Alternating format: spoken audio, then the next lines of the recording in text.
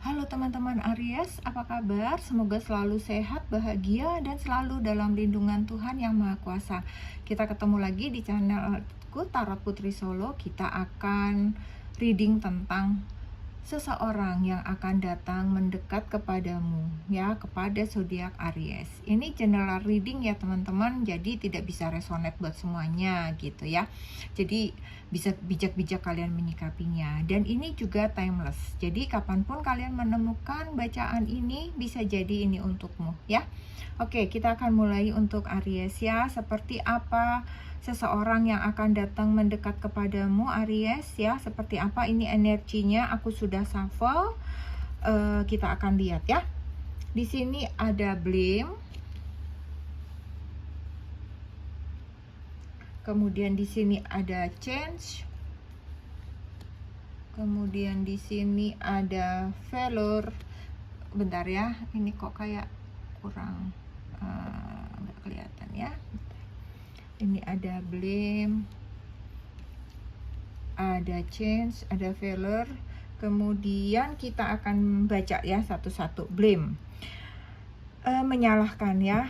Kayaknya nih seseorang yang mendekat kepada Aries ini adalah orangnya mudah gitu menyalahkan dirinya sendiri atas suatu keadaan yang terjadi gitu ya, yang seringkali itu sebenarnya bukan karena kesalahannya dia gitu. Dia berbuat seperti ini itu adalah untuk kebaikan bersama gitu. Jadi ibaratnya udahlah daripada ribut-ribut gitu, si orang ini lebih baik dia ya sudahlah, ini udah kesalahan gue deh gitu. Jadi dia kayak udahlah pengen memutus semua keributan itu gitu ya. Jadi dia mau menanggung semuanya gitu. Dia orangnya modelnya kayak gitu ya. Jadi dia sebenarnya baik gitu ya, tetapi itu kan nggak boleh, nggak bisa kayak gitu ya, menyalahkan diri sendiri gitu, walaupun itu adalah baik orangnya gitu. Kemudian di sini ada change, ada perubahan atau ada apa ingin mengubah gitu ya.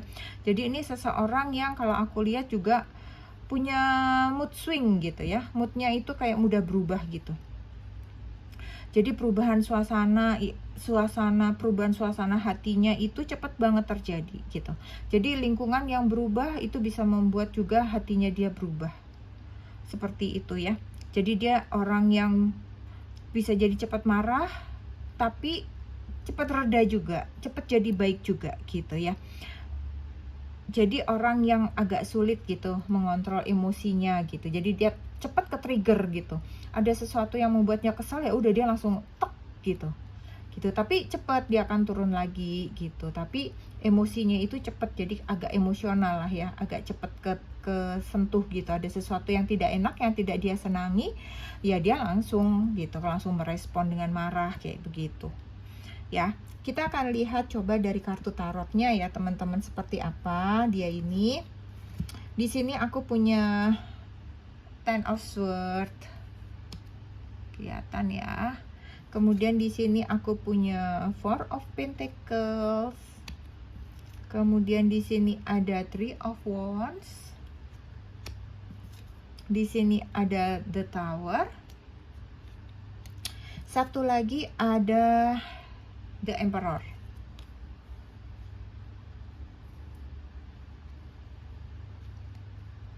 Kita lihat satu-satu ya teman-teman. Dia itu di sini ada Ten of Swords ya. Ini seseorang yang pernah memiliki beban yang cukup berat gitu ya. Bisa jadi ini juga relate dengan blame di sini ya. Jadi banyak luka batin di dalam dirinya, dan ini sepertinya butuh waktu gitu. Sepertinya dia saat ini perlahan-lahan mulai bangkit, mulai membaik keadaannya gitu ya. Perlahan-lahan dia berusaha melupakan segala masa lalu yang pahit, yang menyakitkan gitu. Dia mulai berbenah diri, dia mulai melangkah lagi.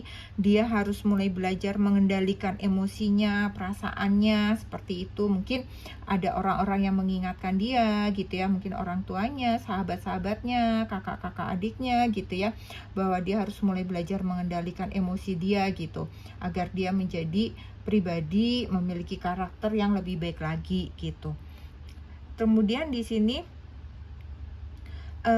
ada Four of Pentacles ya. Four of Pentacles di sini tuh seseorang dengan kehidupan secara materinya itu sebenarnya cukup baik ya kalau aku lihat di sini. Namun dia ini seseorang yang agak pelit gitu kalau aku lihat ya. Dia senang menyimpan hartanya, menyimpan segala hasil kerjanya gitu, dan dia agak susah untuk berbagi gitu ya. Bukan perhitungan sih kalau aku lihat di sini ya, bukan perhitungan. Tetapi kalau aku lihatnya dia cenderung pelit memang ya, tapi dia cenderung agak pelit. Jadi kalau perhitungan itu kan mungkin dia penghasilannya 1 juta gitu. Dia harus ketat nih. Dia berhitung banget nih dengan 1 jutanya ini supaya cukup sampai nanti dia mendapatkan lagi yang 1 jutanya itu gitu. Dia tidak mudah gitu mengeluarkan uang yang 1 juta itu ya. Itu perhitungan gitu. Dia memperhitungkan dengan matang. Tetapi kalau pelit itu dia punya, tetapi dia ada lebih, tetapi dia tidak mau mengeluarkannya. Dia nggak mau membagi sedikit gitu ke orang lain gitu ya. Itu sih kalau menurut aku ya. Jadi dimana tiap sen yang dia keluarkan itu sangat dia perhitungkan gitu ya. Jadi kalau orang pelit itu bener-bener nggak mau kalau uang ini bukan buat dirinya gitu, nggak mau untuk berbagi dengan orang lain, tuh agak berat gitu ya. Kemudian di sini ada Three of Wands gitu ya. Sepertinya dia ini bukan orang baru kalau aku lihat ya. Mungkin ini seseorang yang sudah dikenal oleh Aries gitu ya, atau seseorang yang sudah tahu kamu sebelumnya gitu. Dan bisa jadi juga saat ini dia berada agak cukup jauh dari kamu gitu ya, yang jadi selama ini dia ingin mendekati kamu tapi ada jadi tertunda, jadi banyak halangan gitu, jadi belum bisa bertemu gitu, karena mungkin karena beda kota, beda pulau, atau beda waktu, beda negara gitu ya. Dan dia sudah menunggu waktu-waktu untuk bisa bertemu dengan kamu di sini ya. Kemudian untuk The Tower di sini bisa jadi memang dia pernah mengalami suatu masalah atau kegagalan dalam hidupnya yang cukup berat gitu. Makanya itu tadi yang berkaitan dengan Ten of Swords ya, berkaitan juga dengan failure tadi ya, sesuatu kesalahan yang pernah mungkin dia perbuat gitu ya. Namun dia ini orang yang tidak mudah menyerah, orang yang cukup kuat gitu ya, sehingga dia bisa bangkit lagi.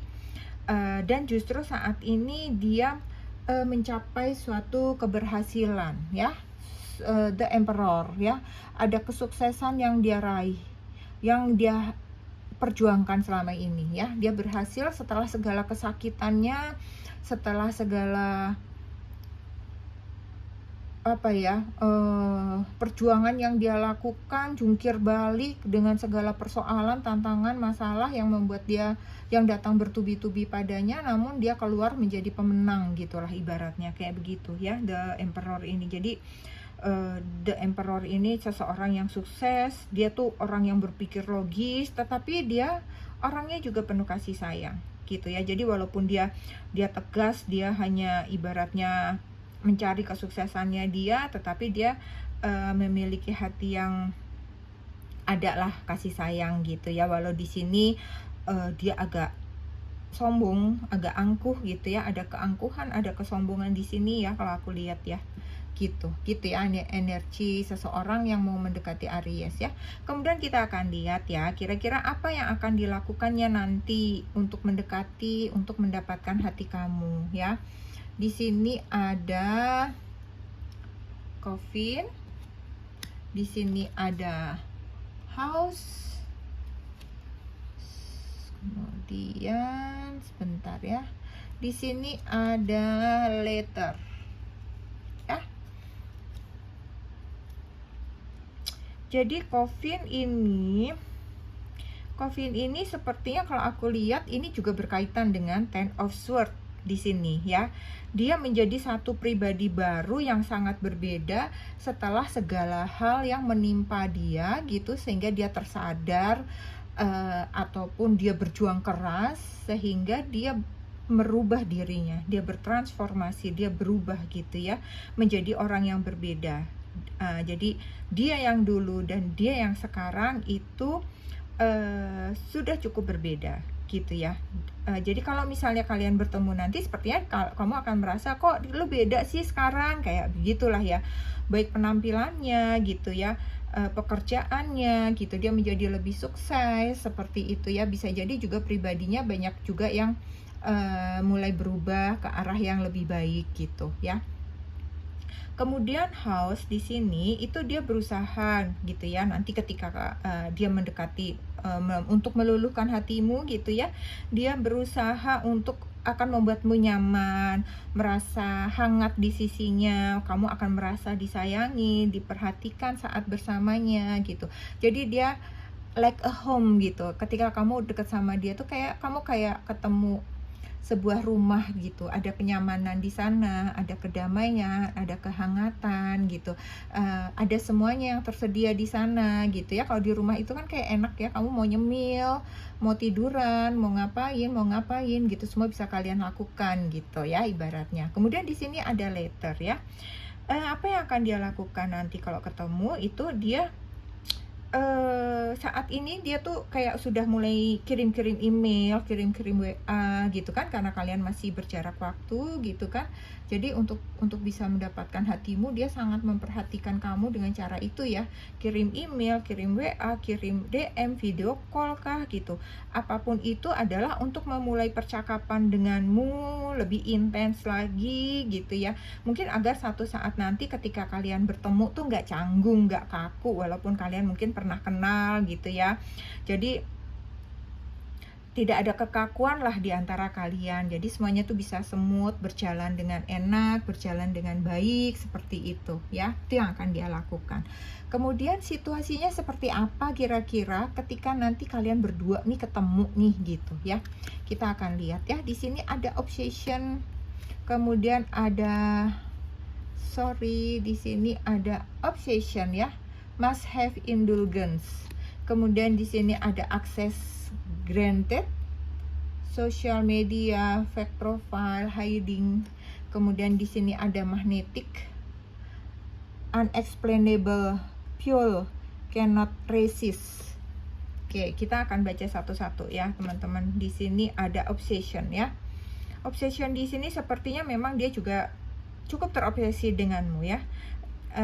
Namun dia kayak hati-hati gitu, dia hati-hati menahan dirinya gitu untuk mendekati kamu gitu, walaupun sebenarnya dia tidak mampu gitu, tidak mampu menahan keinginan dia gitu kepadamu, seperti itu ya, pada saat kalian bertemu kembali gitu ya. Jadi ini kayaknya seseorang yang senang menikmati hidup lah, ibaratnya kayak begitu ya. Kemudian di sini ada access granted, itu membuka pintu, membuka jalan gitu ya. Jadi tidak ada yang kalian sembunyikan gitu. Kalian di sini karena mungkin kalian teman lama, kalian pernah saling kenal, pernah saling bertemu gitu ya. Jadi kalian kayak akan bercerita tuh kayak ngalir aja gitu. Kalian akan sama-sama jujur, terbuka, ketawa-ketawa gitu, dibikin enjoy, dibikin happy gitu. Jadi dengan keadaan kalian masing-masing tuh kayak santai gitu loh. Jadi kalian ketemu itu kayak relax gitu, kayak ya suasana persahabatan yang menyenangkan sih kalau aku lihat di sini gitu ya. Kemudian di sini ada magnetik ya, seperti ada magnet di antara kalian gitu yang saling menarik di sini ya. Kalian kayaknya sama-sama saling tertarik gitu ya. Kalian kayak sama-sama tidak ingin berpisah gitu kan. Ibaratnya ketika waktunya tiba, kalian satu mau pulang, yang satunya nahan kayak gitu ya. Kayak ada magnet di antara kalian kayaknya pengen sama-sama terus gitu di sini ya. Oke, itulah kondisi kalian nanti kalau pada saat kalian ketemuan ibaratnya ya. Kemudian kalau kita akan lihat lagi ya, kalau perasaannya dia gitu, perasaannya dia seperti apa sih yang dia sembunyikan kepada kamu ya. Di sini ada love makes the difference. Love makes the difference. Kemudian sama have patience. Di sini perasaan dia sembunyikan, di sini love makes different itu bahwa cinta bisa membuat perbedaan gitu ya. Cinta itu bisa membuat suatu perbedaan. Jadi maksudnya di sini adalah cinta itu bisa menyembuhkan. Mungkin dia pernah masih punya luka-luka lama gitu. Jadi sekarang dia tersembuhkan karena dia menemukan cinta gitu ya. Dengan cinta itu membuat dirinya berubah, membuat dirinya itu berbeda gitu. Jadi luka-luka masa lalu gitu ya, itu bisa sembuh, memberikan rasa aman buat dia gitu. Harga diri dia kayak merasa berharga lagi, seperti itu ya. Cinta membuat dia seperti itu. Itu yang dikatakan hatinya ketika dia bertemu dengan kamu ya. Cintamu itu membuat dia berubah lah, membuat berbeda rasanya di dalam dirinya dia gitu. Kemudian di sini ada have patience, bersabarlah ya. Kalian harus berusaha bersabar dengan keadaan kalian. Walaupun kalian sama-sama menginginkan ya, tapi sepertinya di sini kalian kalau untuk membuat satu komitmen atau apa, sepertinya kalian masih terlalu dini gitu ya. Kalian karena jarak yang terpisah jauh, kalian sepertinya belum terlalu tahu karakter masing-masing gitu ya. Walaupun dia yakin ya bahwa cinta itu memang harus sabar gitu kan, tetapi dia seperti tidak sabar sebenarnya gitu ya. Jadi di sini sepertinya bisa jadi ada beberapa dari kalian gitu yang mengabaikan semua itu, dan kalian berpikir untuk oh ya sudahlah, nggak apa-apa deh, kita berkomitmen aja, walaupun setelah ini mungkin kita harus LDR-an, atau mungkin juga dia akan kembali lagi di kota kalian, seperti itu ya, akan sama-sama lagi gitu. Jadi kalian mencoba aja dulu gitu, hubungan ini seperti apa gitu. Jadi beberapa dari kalian memutuskan untuk berkomitmen, itu juga kebaca di sini. Tetapi ada juga beberapa dari kalian yang belum berkomitmen kalau aku lihat. Jadi walaupun kayak tadi ya, kalian udah seperti magnet, tapi beberapa dari kalian juga masih berpikir ulang dengan berbagai pertimbangan karakter kepribadian dia gitu ya. Kita akan lihat zodiak yang terkoneksi denganmu Aries, apakah ada di sini, tertarik di sini. Oke, di sini aku mau ambil 6 ya. Di sini ada Pisces. Kemudian di sini ada Capricorn. Di sini ada water, ada elemen air ya, ada Cancer, Scorpio, Pisces ya. Kemudian di sini ada elemen api, ada Aries, Leo, dan Sagittarius. Kemudian di sini ada Aquarius, satu lagi ya. Di sini ada Virgo. Ya. Kita akan lihat dari angka ya, apakah tanggal lahirnya, bulan lahir, angka apapun itu yang mungkin terkait dengan dirinya Aries ya. Kita akan lihat di sini. Di sini ada angka 72. Di sini ada angka 20. Di sini angka 25. Di sini ada angka 12. Ada angka 1. Ada angka 81. Ada angka 21. Ada angka 16. Ada angka 9. Kita akan ambil abjad untuk kalian ya. Mungkin inisial nama depan, nama belakang, nama panggilan, apapun itu. Kita akan ambil 1, 2, 3, 4, 5, 6. Kita akan ambil 12 ya. Di sini ada huruf T. Di sini ada huruf N. Ada huruf Y. Ada B. Kemudian ada K. Kemudian ada R. Ada T lagi. Di sini ada F. Di sini ada O.